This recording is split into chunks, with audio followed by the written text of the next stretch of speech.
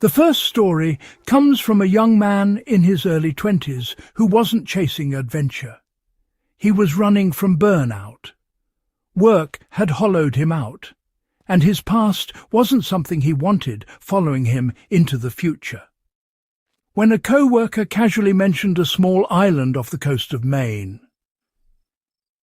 Quiet, nearly empty after sunset, aggressively boring. It sounded perfect. He booked a standalone shoreline cottage without overthinking it. Cheap price, short notice, no neighbours. 3 sides surrounded by thick brush, 1 thin window facing open water, and locks that looked newer than the building itself. He arrived on the late ferry and watched the island empty out until silence took over completely. That night, everything changed. Footsteps on gravel woke him from a dead sleep. Slow, deliberate, right outside the door. When he shifted in bed, the footsteps stopped. When they returned, they approached the door directly. A flashlight shone through the thin curtain. The handle rattled. The door was tested. Then it was hit. Hard. And then the man outside spoke. He said his name, not shouted, not guessed, calm, certain, as if the visitor already knew the outcome. Over the next stretch of time, minutes or an hour, he still doesn't know, the footsteps circled the cottage repeatedly. Finally, they moved away toward the shore. A small motor started. A boat pulled away into the dark. At dawn, boot prints circled the cottage. They led straight to the water. Whoever came for him arrived by boat, knew where he was staying, knew his name, and left without taking anything. That was the part that never made sense. Years later, that same person found himself in Japan for academic research.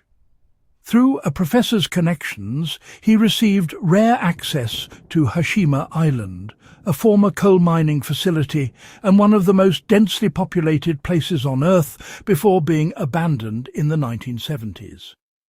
Officially, no one lives there. Unofficially, the signs told a different story. Dust disturbed inconsistent paths. A room that smelled wrong. Not animal, not human. Walls that were warm despite no sunlight exposure. His assigned escort dismissed every observation immediately, refusing to investigate, refusing even to look. When the researcher persisted, the escort radioed someone in rapid Japanese and claimed it was a schedule check. Inside one residential building, the proof became undeniable. Blankets, empty water bottles, a makeshift living space inside a structure civilians were forbidden to enter. And then the escort disappeared. Stairwells were suddenly blocked. Footsteps followed him through the maze of corridors. Not one set, several. He ran blindly until daylight appeared and made it back to the dock, where the escort stood calmly, unfazed, as if nothing unusual had happened at all. Afterward, the professor who arranged the visit could not be contacted again. Emails went unanswered. Calls went nowhere. Reports led nowhere. Hashima Island remains officially uninhabited.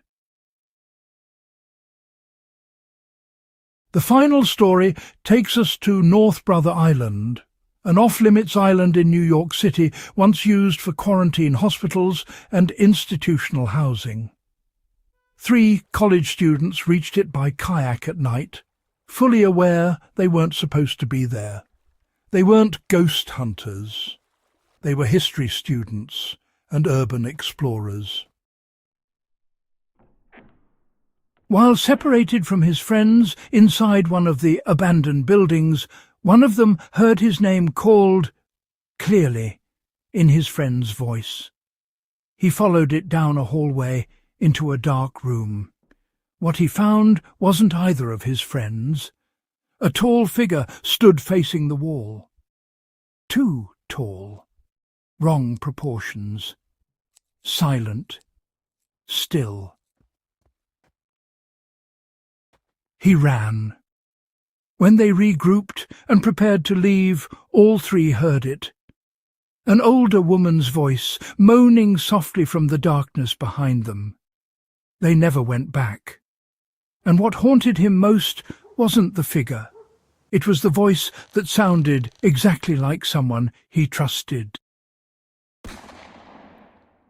Islands have always been places where societies hide things. The sick, the unwanted, the dangerous, the forgotten.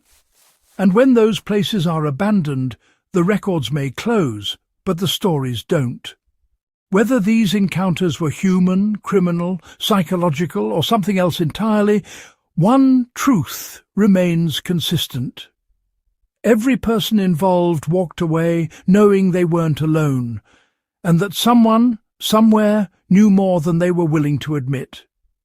If you found this valuable, disturbing, or thought-provoking, make sure you're subscribed.